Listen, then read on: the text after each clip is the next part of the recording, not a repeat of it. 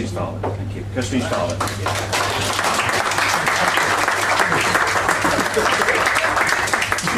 Good evening, ladies and gentlemen. Can you all hear me? That's good. My name is Alistair. Hooray! I'm the father of Kirsten Cahoon. And diagonally opposite me is my wife, Marion. We've been married 42 years. Hey! Unprotected crime, so there you go. So, my little speech tonight is to tell you a little about our family and about Kirsten in particular. So, let me begin. We actually live in a small town 9 miles east of Edinburgh, a small seaside town, and it's on the Firth of Forth. We have 2 children, and Fiona and Kirsten. Fiona is the eldest of the family, and Kirsten obviously the youngest.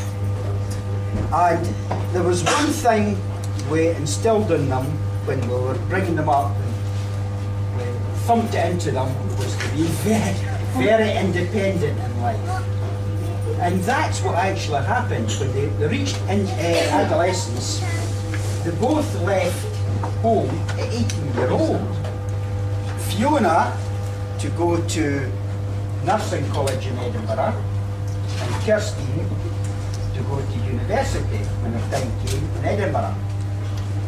Fiona has since got married to Alan and have 2 children, Callum and Ewan, who are the apple of our eyes, by the way, and they're sitting at the back of us here.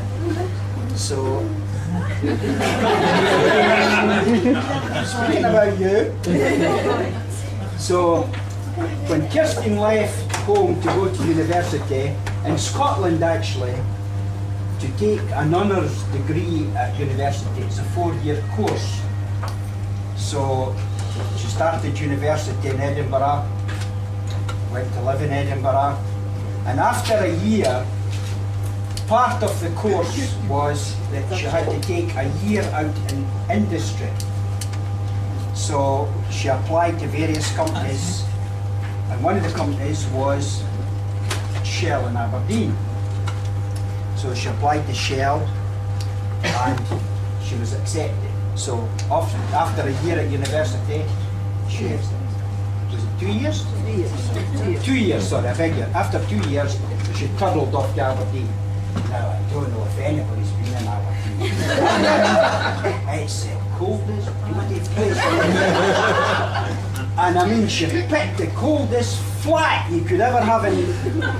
I mean, we went up in July and we were sitting with our coats and scarves and gloves on. And it was a hard year for Kirsten in Aberdeen. I mean, out of the rigs. It's done her complexion though. And after a year she had hands like shovels. And when she came home, her language she made Ah yes, she never left the headquarters in Aberdeen. So once she came back from there, she continued her studies at university, and she graduated after 4 years, BA with honours in business. So she was thrown into the wide world. What am I going to do now? And she read in the paper, actually, this was a coincidence, and Shell will run through this story I'm going to tell you as a thread. So she found that there was a job going in a company that was set up by Shell and Ernest Young, the accountants, and it was based in Glasgow. And what was happening was that they were going out to Shell companies in Europe and bringing back to Glasgow the accounts and what have you, and she got right in at the ground floor, and it was great for her. I mean, imagine a 22-year-old girl, and she was going to Europe, and she was going to spend 3 months here in Europe, 4 months there, 6 months, and I mean, it was a tremendous experience for her. And that's what happened. And I think the first place she went to was Copenhagen, wasn't it? She went out of Copenhagen for 3 months, and then she was out in Stockholm, and she was out in Vienna, in Austria, Milan, in Italy, and various other countries. Anyway, she'd done all that, came back to, she was based in Glasgow by this time, I mean, she had a flat in Glasgow. And she came back to Glasgow, and of course, the guilt went off this. I mean, it was, you had done all the travelling, the grass was a little bit greener on the other side of the hill. She said, try something. So she went to the American accountancy company, Arthur Anderson. And she was sent out to Chicago. She'd done her training in Chicago. She came back and started in Arthur Anderson. And of course, Arthur Anderson got caught up in the scandal of Enron. So after, when that happened, she seen the writing on the wall. She said, I've got to get out of here.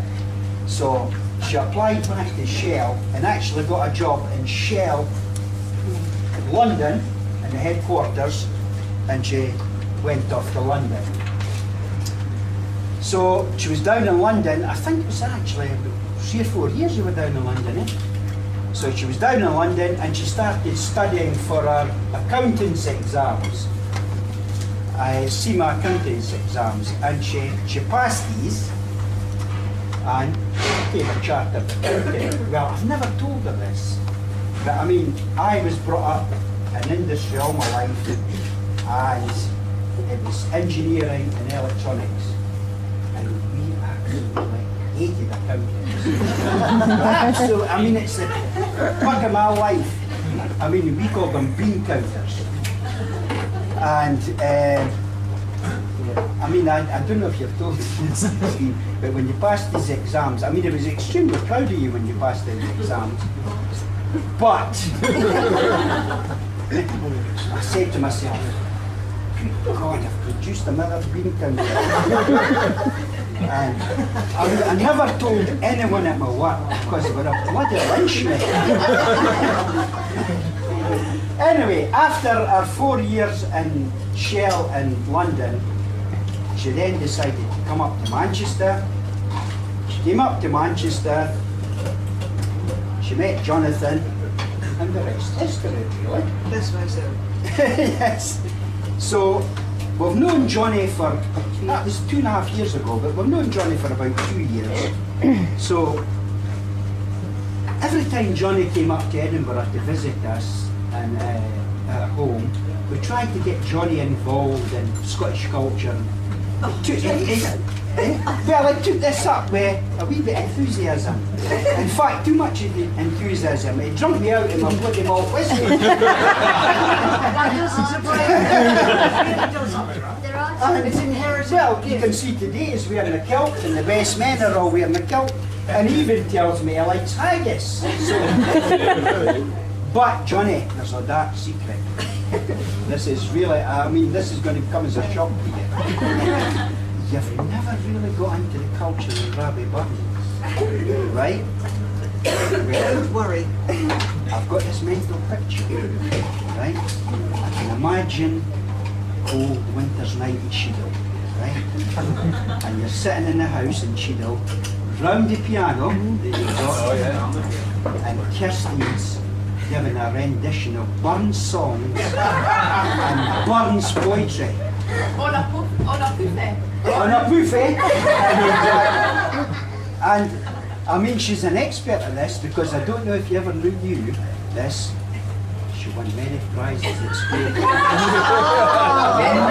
many prizes for Burns poetry and renditions of Burns poetry. So, Jonathan, God help you, lad. Okay?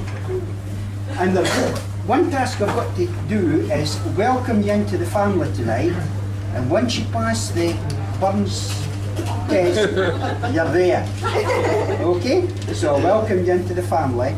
And one last task tonight is I would like to propose a toast. So if everyone could be upstanding. I would like to propose a toast to Jonathan and Kirstine, a long and happy marriage.